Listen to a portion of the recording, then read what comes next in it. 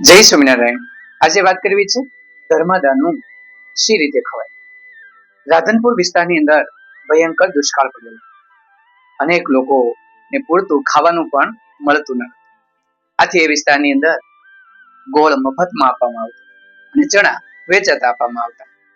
પરંતુ આ ગામની અંદર એક બાઈ, જેમનું નામ ધોળીબાઈ, કોળી જ્ઞાતિના આ બેન હતા, પણ ક્યારેય એ મફતનો ગોળ ન લે અને ચણા વેચાતા લે પણ ગોળને હાથ પણ ન અડાડે, બધાને નવાઈ લાગતી। આ ધોળીબાઈ, એમનો દીકરો નાની ઉંમરમાં મૃત્યુ પામ્યો।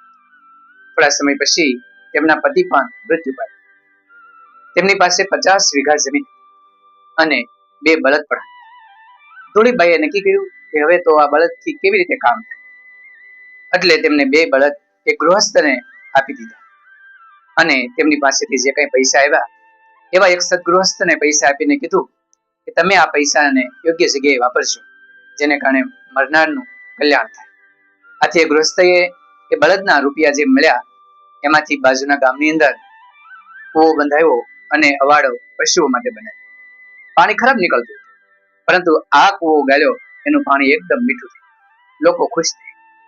50 વીઘા જમીન તેમને કૂતરાના રોટલા માટે અને પરબ બંધાવવા માટે આપી દીધી। 33 તોલા તેની પાસે ચાંદી હતી, એ તમામ ચાંદી તેમને ભગવાનનો મુંગટ બનાવવામાં આપી દીધી। રવિશંકર મહારાજ ફરતા ફરતા રાધનપુર આવ્યા। તેમને ખબર પડી કે એક બેન છે, એમને પોતાની 50 વીઘા જમીન આપી દીધી, બળદ વેચી નાખ્યા અને જે કઈ ચાંદી હતી ભગવાનનો મુંગટ બનાવી દીધો અને મફતમાં ગોળ લેતા જ નથી।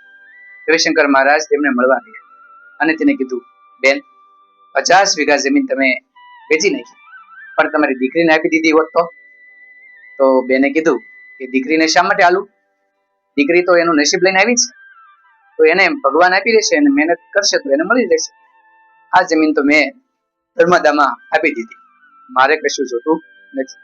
રવિશંકર મહારાજે કીધું, બેન, તો તમે ગોળ કેમ નથી લેતા? તો કે ગોળ મફતમાં આપે છે અને મેં મારી 50 વીઘા જમીન, બળદ, ચાંદી એ બધું ધર્મના કામમાં આપી દીધું, તો હું કેવી રીતે ધર્માદાનું ખાઉં, ધર્માદાનું કેવી રીતે લઈ શકું? બાઈની ખમીરવંતાઈ જોઈ રવિશંકર મહારાજ જોતા જ રહી ગયા કે આ બેનનો પાવર તો શું, અને બેને ક્યારેય પણ ધર્માદાનું લીધું નહીં અને સેવા કરતા કરતા પોતાનું જીવન પૂર્ણ કર્યું।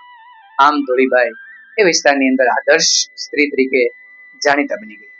આજે પણ લોકો તેમને યાદ કરે છે। એટલા માટે શાસ્ત્રની અંદર પણ કીધું છે કે ધર્મ ક્ષેત્રનું ક્યારેય ખાવું નહીં। ખાવાનું થયું હોય તો પણ આપણે કંઈક ને કંઈક રકમ દાનની અંદર લખાવતા હોઈએ છીએ। એટલા માટે તો ચાંદલા પ્રથા પડી હતી। રામાયણ વખતની અંદર કોઈ પણ જગ્યાએ જમવા જતા ત્યારે ચાંદલો લખાવતા, જેમને કારણે મફતનું આપણે ખાઈએ નહીં। એટલા માટે ધર્માદાનું ખાવાથી પૂર્ણનો નાશ થાય છે એવું શાસ્ત્રમાં પણ કીધું છે। આવી આ નાની એવી બેન ભલે ઓછું ભણી હશે, પરંતુ તેની અંદર મૂલ્ય શિક્ષણ ખૂબ ઊંચું હતું।